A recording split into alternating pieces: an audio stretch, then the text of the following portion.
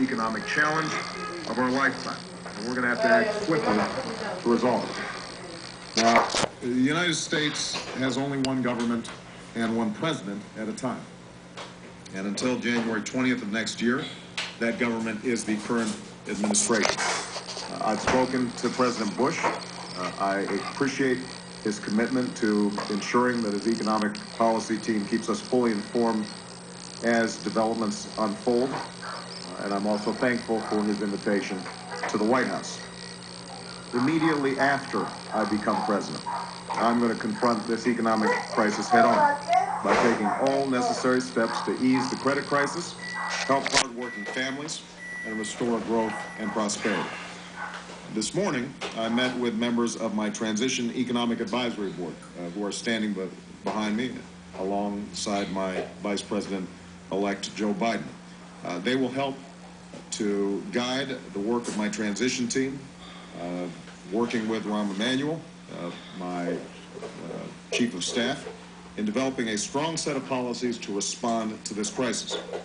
We discussed in the earlier meeting several of the most immediate challenges facing our economy and key priorities on which to focus on in the days and weeks ahead. First of all, we need a rescue plan for the middle class that invests in immediate efforts to create jobs and provide relief to families that are watching their paychecks shrink and their life savings disappear. A particularly urgent priority is a further extension of unemployment insurance benefits for workers who cannot find work in the increasingly weak economy.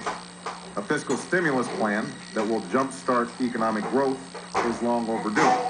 I've talked about it throughout the last few months of the campaign. We should get it done. Second, we have to address the spreading impact of the financial crisis on the other sectors of our economy.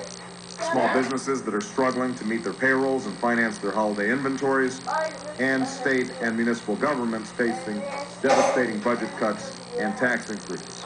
We must also remember that the financial crisis is increasingly global and requires a global response.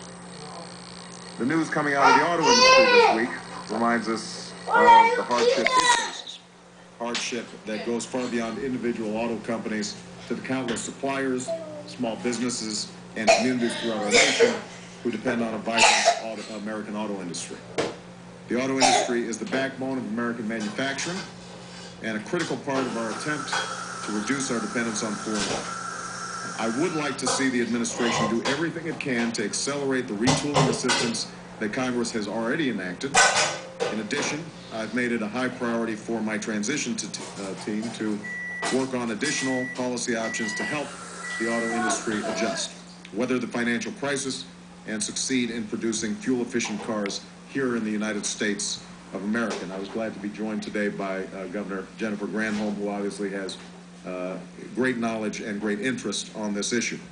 I've asked my team to explore what we can do under current law and whether additional legislation will be needed for this purpose.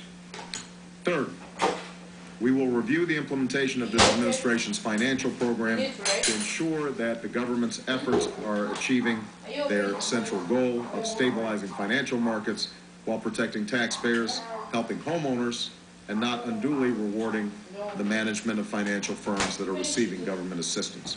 It is absolutely critical that the Treasury work closely with the FDIC, HUD, and other government agencies to use the substantial authority that they already have to help families avoid foreclosure and stay in their homes. Finally, as we monitor and address these immediate economic challenges, we will be moving forward in laying out a set of policies that will grow our middle class and strengthen our economy in the long term. We cannot afford to wait on moving forward on the key priorities that I identified during the campaign, including clean energy, healthcare, education, and tax relief for middle-class families. My transition team will be working on each of these priorities in the weeks ahead, and I intend to reconvene this advisory board to discuss the best ideas for responding to these immediate problems. Let me close by saying this. I do not underestimate the enormity of the task that lies ahead.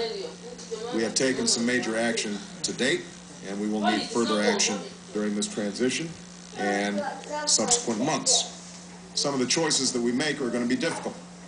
And I have said before, and I will repeat again, it is not going to be quick. It is not going to be easy for us to dig ourselves out of the hole that we are in. But America is a strong and resilient country.